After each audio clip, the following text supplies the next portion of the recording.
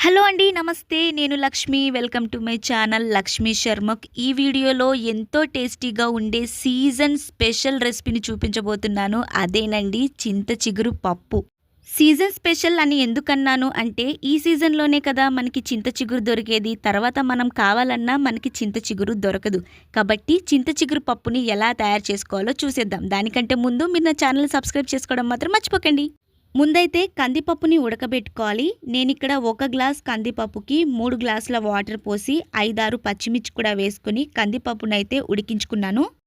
ఇలా ఉడికించుకున్న ఈ కందిపప్పుని ఇప్పుడు మనం పక్కన పెట్టేసుకుందాం. పప్పులో వేసుకోవడానికి మనకి చింత చిగురు కావాలి కదా!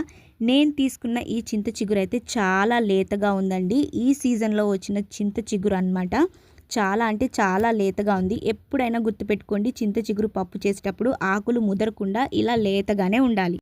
ఈ చింత చిగురులో కాడలు కూడా ఉన్నాయి. అవి కూడా శుభ్రంగా ఏరేసుకొని మంచినీటిలో వేసుకొని శుభ్రంగా కడిగేసుకుందాము. ఇలా కడుక్కున్న ఈ చింత చిగురుని చేయితో బాగా నలపాలి. ఇప్పుడు మనం ముందుగా ఉడికించి పెట్టుకున్న కందిపప్పులో రుచికి సరిపోయేంత ఉప్పు, పసుపు, కారం, కొద్దిగా వాటర్ కూడా వేసి బాగా మిక్స్ చేసుకోవాలి. పప్పు మరీ గట్టిగా ఉండకుండా కొంచెం పల్సగా ఉంటేనే చింత చిగురు పప్పు చాలా టేస్టీగా ఉంటుంది. అందుకే నేను వాటర్ కూడా యాడ్ చేస్తున్నాను.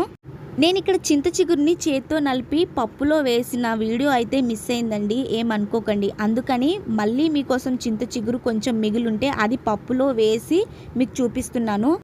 ఎప్పుడైనా చింత చిగురుని ఆకుపల్లంగా వేయకుండా ఇలా నలిపి వేస్తేనే ఆ పులుపు అనేది పప్పుకు పడుతుంది.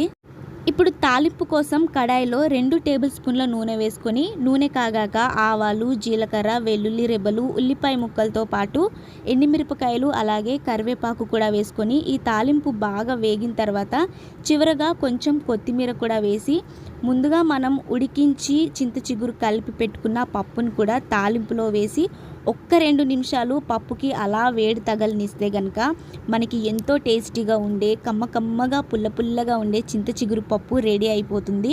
ఈ చింత చిగురు పప్పు విలేజ్ స్టైల్ అన్నమాట. చాలా అంటే చాలా టేస్టీగా ఉంటుంది. ఒక్కసారి మీరు ట్రై చేసి చూడండి. అది కూడా సీజన్ ఉన్నప్పుడే మనకి చింత చిగురు దొరుకుతుంది. తర్వాత మనం ట్రై చేయాలన్నా చేయలేము. చింత చిగురు ఉంటే డెఫినెట్గా ట్రై చేయండి. చేసిన తర్వాత ఎలా వచ్చింది ఏంటి దాని టేస్ట్ అనేది నాకు కామెంట్ చేసి చెప్పండి. సో ఫ్రెండ్స్, చూసారు కదా పుల్లగా కమ్మగా ఉండే చింత చిగురు పప్పుని ఎలా తయారు చేసుకోవాలో. వీడియో కనుక మీకు నచ్చినట్లయితే లైక్ చేయండి, షేర్ చేయండి. మరిన్ని వీడియోస్ కోసం ప్లీజ్ నా ఛానల్ని సబ్స్క్రైబ్ చేసుకోండి. నన్ను సపోర్ట్ చేస్తూ ఉండండి.